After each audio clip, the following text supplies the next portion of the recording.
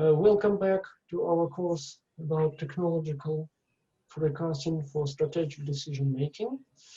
And today we are going to see how to collect problems of mapping. How do we systematically collect problems for mapping, and why we need to map problems, why it is not enough just to collect problems from experts.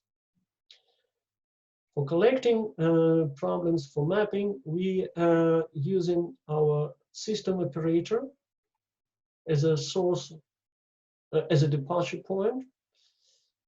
After that, we build list of drivers and barriers, and out of this list of drivers and barriers, we are building our list of problems.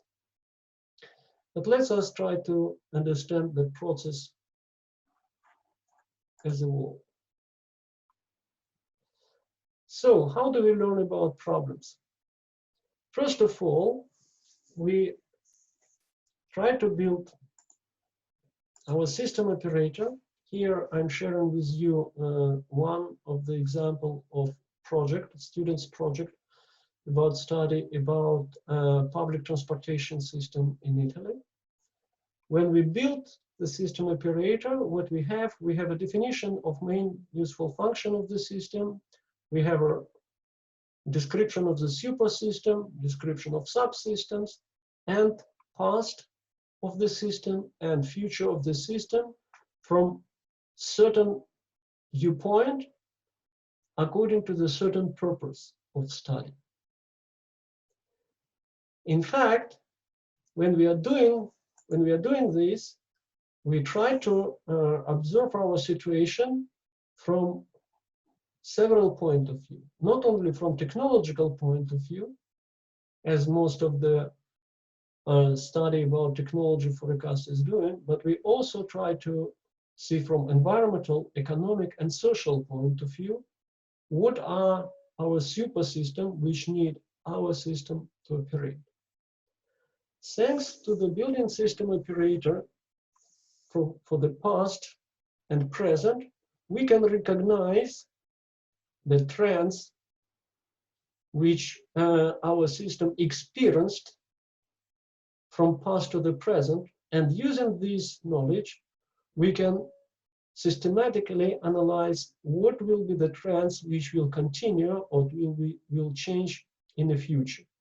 And the trends in the super system helps us to understand what will be the portrait of our future system, how it will be different from present one. Not just using intuition and not using our limited knowledge, because our knowledge are always limited by our experience, but systematically using the rules and procedures from a system operator. What's next? When we have a system operator and we have some trends, we can, on the basis of that, we are building our list of drivers and barriers for these four contexts.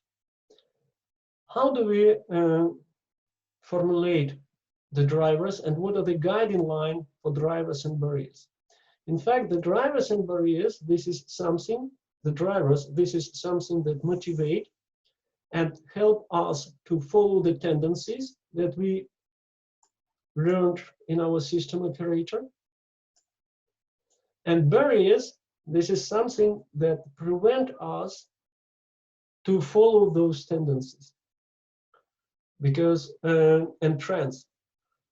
Because the barriers, this is as usually limitation of resources like energy, materials, knowledge, in order to satisfy the trends that we discovered in border of our system operator.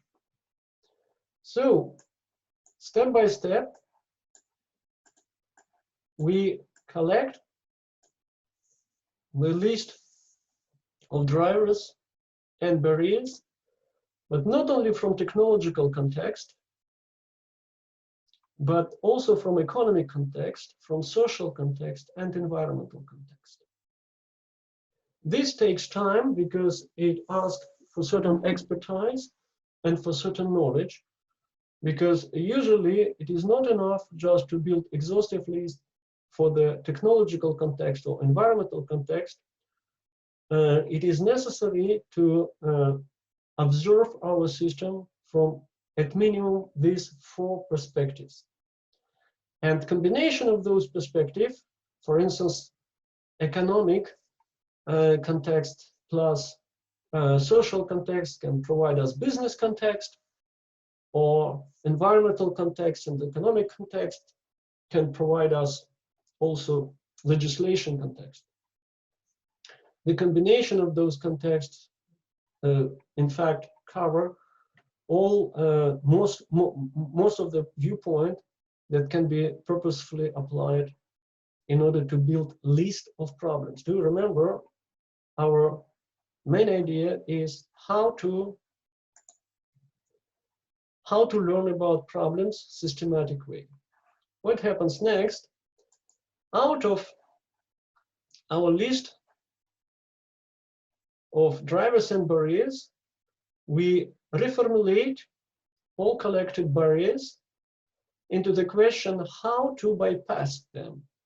On those way, sometimes we realize that barrier formulated in our list of drivers and barriers is not really the problem. We know already the solution. We know already how to answer this question. How? For instance, in this particular example, we can see that about 26 barriers was reformulated into the list of problems, 22 problems, which are formulated in a way that we don't know the answer. And those answers we need in order to satisfy the tendencies that we learned using system operator on the level of supersystem, system, and subsystems. So those problems not only about some component of our system, like public transportation, but this is also the problem about supersystem. For instance, how to regulate market in order to make public transportation service more economical. So those list of problems, in fact, this is has to be checked for the consistency for our study using system operator and for our drivers and barriers. The main mechanism, how do we improve level of, how do we reduce level of subjective influence, personal biases and cognitive limitation?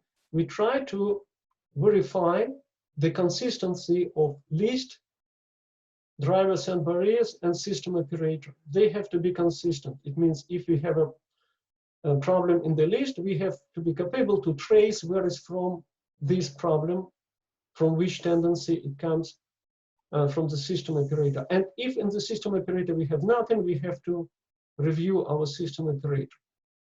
The same we are doing with our technological, economic, and social and environmental context when we look through the drivers and barriers. What happens next? In order to help us to advance towards the system view of our problems, we use this list of problems as a source to formulate contradiction. In fact, the main idea that we clarify our problems, we clarify this list of problems by reformulating them in the shape of contradiction. At the beginning, this is a set of contradiction. It means we are building the list of definition of our how-to according to the formal rules. We are going to see these formal rules a bit later, but those formal rules helps us to learn in deep about each question how. As a result, we have a list of contradictions, which seems at this stage of analysis, they seems not so well connected. So the deeper understanding what are behind of this question how allow us to formalize our knowledge and to improve our knowledge about future tendencies which we realized with the help of system operator and which we realized with the help of analyzing drivers and barriers from four context. So output of this activity usually can be 24, if we have 22 question how, 22 contradiction we have to formulate. What happens in reality, sometimes the number of contradiction increase. We can see that one problem causes formulation of several contradiction or vice versa. Sometimes on the process of formulating contradictions, we realize that our question how to, we know already how to answer it, so the number of contradiction decrease. This is how it works in a practice.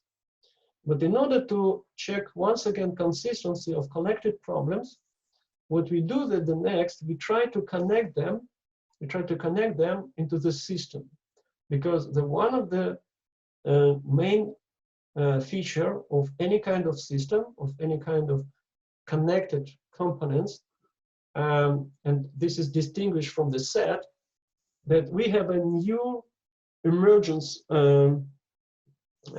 feature will appear. So we use the connectedness of this contradiction, which at the beginning are not connected, to the map in order to check the consistency. So in the particular project about public transportation in Italy, future of public transportation in Italy, the map of contradiction constructed on board of this project looked like this one. On this diagram, you can see that each contradiction are interconnected with critical to X features or with dimensions, and the problem are also interconnected among each other. What is interesting to see that through the mapping contradiction, through connecting them, we improve the quality of our list of problems. We improve also the consistency of our study. We can clean our professional biases, and we can fulfill some cognitive gap about system, because what happens that within the process of connecting contradiction, we can see that something is not connected, there are some empty spot, there are something that has to be aggregated, so several problems are aggregated into one, or another kind of problem which is more generic are decomposed by several problems. This is exactly how it happens, and this is from a methodological point of view one of the main advantage and main purpose. Why do we connect our contradictions into the map? This is how do we treat our qualitative data, and how do we try to improve their level of formalization, because with the qualitative data there is always the same problem that we have to manage, that they're very much biased by a knowledge of experts and by knowledge of people who are participating in the study. And we do this process, which is started from definition of boundaries of our system using system operator, followed by collecting drivers and barriers. Out of drivers and barriers, we extract list of problems, which we check for the consistency, we formalize this list of problems using model of contradiction, and we interconnect those contradictions in order to have a system view of map of problems which drive evolution of our system.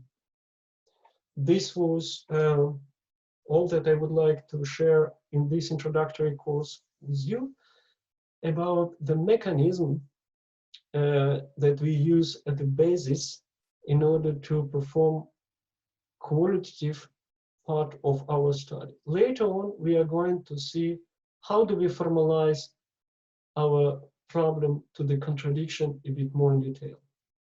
Thank you.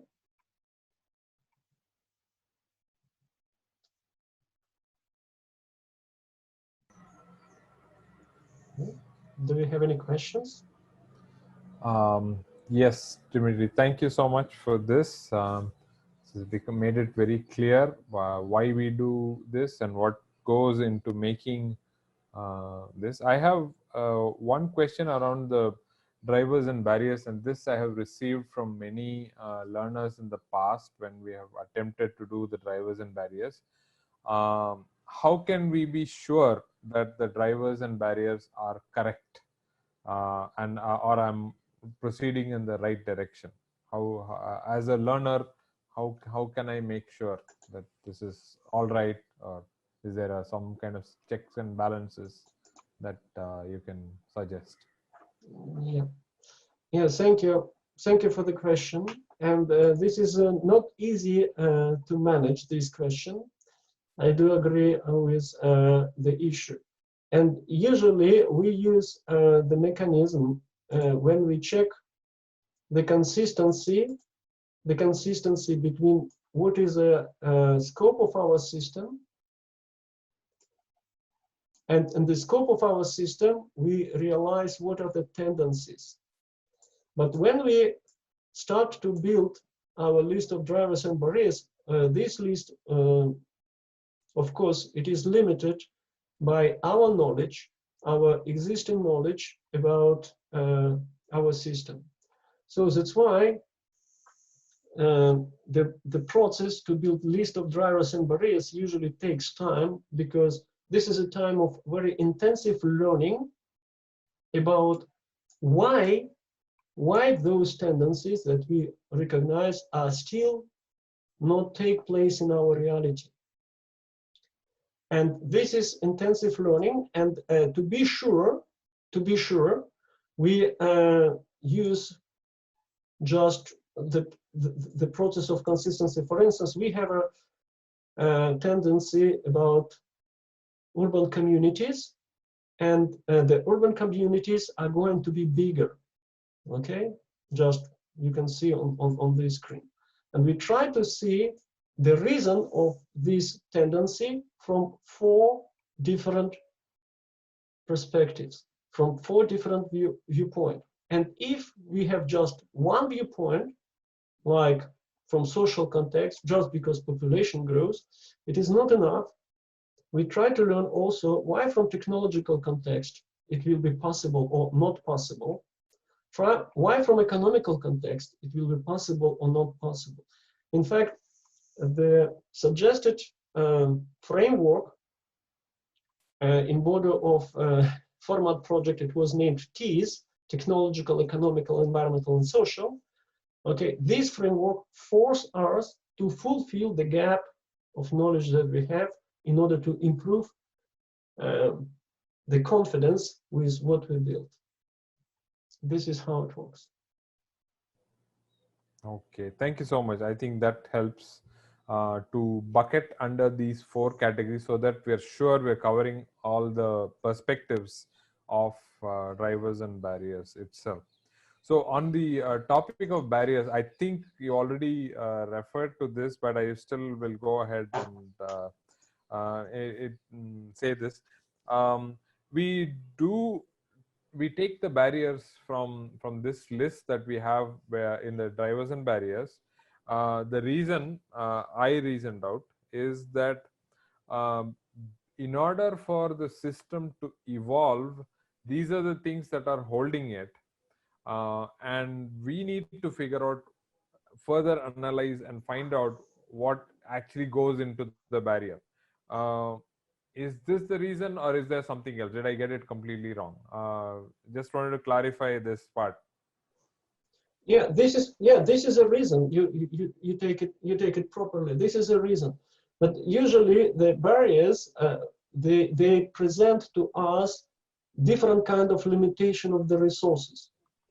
And those resources can be limitation not only about energy, not only about materials, not only about space, not only about time to introduce to the market, for instance, or time to perform a certain process, but it can be also limitation about knowledge. It can be also limitation about perceptions, social perception of certain technology on the market.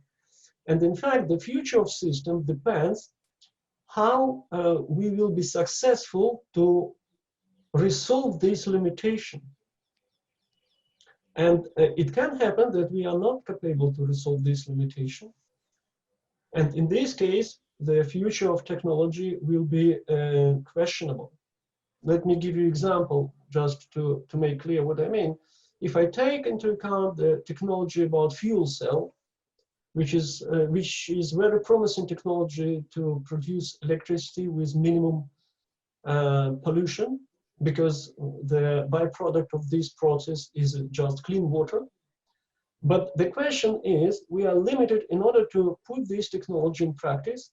We are limited about rare material like platinum that we use as a catalyst for the low temperature fuel cell. And for the high temperature fuel cell, we are limited because this is a high temperature. We are limited by materials which can sustain high operation temperature. And this problem until now is not answered adequately. So those limitations plus limitation, how can we store hydrogen rich gas, and how can we deliver it to the place where we are going to. As soon that those barriers are not answered, those contradictions are not resolved, the future of our system is questionable. This is how it works. We build the map of knowledge in order to to have educated guess what can happen within a time about our technology. Okay, makes sense. Yeah, thank you so much for that. This is also from a learner's perspective, Dimitri. Oftentimes, when I totally love the map of contradictions, because in one shot I can tell what's happening. It's a accumulation of many things. A lot of hard work goes into putting it all together, reasoning it out. But when I show this as an example to a person who's never seen a map of contradictions, the first reaction is, oh my god, how long is it going to take me to build this? So what do you have to say to somebody who is thinking about what sort of resource? Let me, okay, that is the lighter side of things, but on a serious note, how many people do we get in, how much of resources do we put in to generate a map like this? Yeah, if you're talking about map like this that you can see now on the screen, this map was elaborated by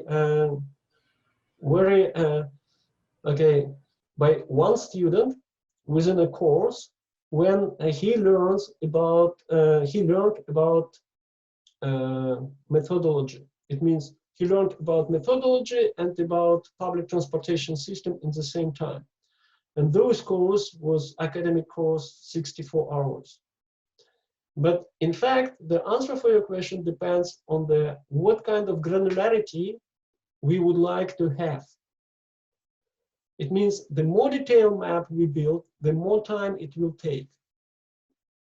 The more contradiction will be on the map, the more time we will spend and more team efforts.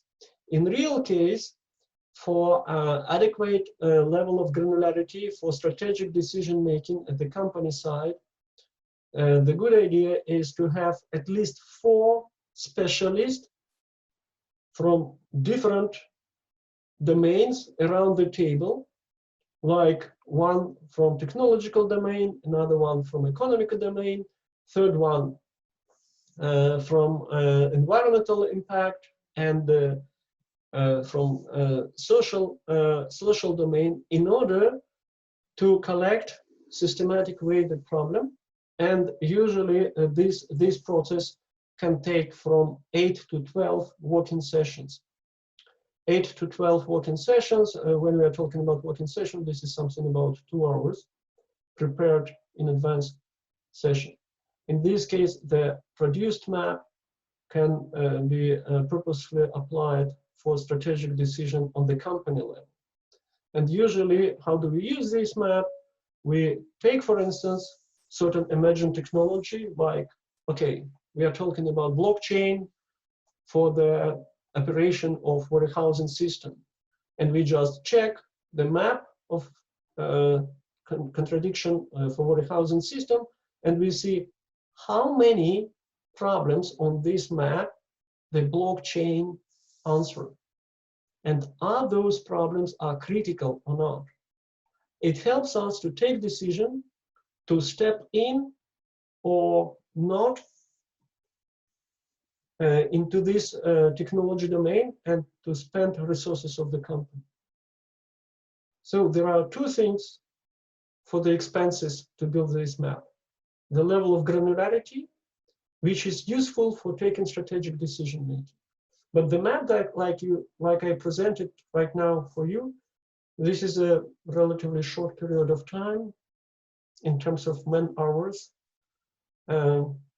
within one academic course. This map was constructed, and the conclusion which was built even with the help of this map was also applied in practice. Did I answer your question, Mala? Yes, absolutely. Thank you so much for that. One follow-up question I have, Dimitri, is I know the answer, but I want to convey it to the learner because we have discussed this on for a while now. What tool do you suggest somebody take up to build a map like this? Because the utility of it is immeasurable. I have benefited out of looking at a map like this. So what tool, a software tool, do you recommend that somebody use for making a map like this? Yeah. In fact, okay, thank you for the question. In fact, for building map like that, you can use whatever you want. You can use even PowerPoint, or you can use any editor which can manipulate with boxes and connections. But what we do use with our students in practice, we use CMap tools. CMap tools, which is output of interesting project, which is ongoing project for the decades, in order to manage knowledge within education process. This is a knowledge management system, and the concept map allow us not only to draw different kind of diagram, but when the diagram become a bit more complex than what you can see right now on the screen, in this case, you can extract the data, the nodes connections to the Excel file, and manipulate it using as a matrix, you know. And this is quite useful in comparing with all other software. This is CMap tool. This software is downloadable free of charge, and you can use this software not only for building map, but also for organizing your knowledge about different domains. I do recommend you not only in board of this course, but also in board of other courses, in order to build consistent map of your knowledge about different things. We can provide the link, but you can just Google CMAP tools, and you will arrive to the website of Human. I will share this screen right now. Just a second, please. Just to give you idea what kind of screen are you going to see when you will arrive, because yeah, I have used CMAP in the past and found it to be very useful for organizing information in a visual format, and to convey it to people also. We've used it, CMAP, and there's another tool called VUE, Visual Understanding Environment, yep. which is also useful in presenting information as well as to building information. Yes. Yeah, this is a website where you can learn about CMAP that we are using, and for mapping contradictions. Because today the CMAP tools, they are quite popular. There are different sources in different softwares. I'm just sharing with you what we are using with our students regularly in order to organize our knowledge about contradictions. Good.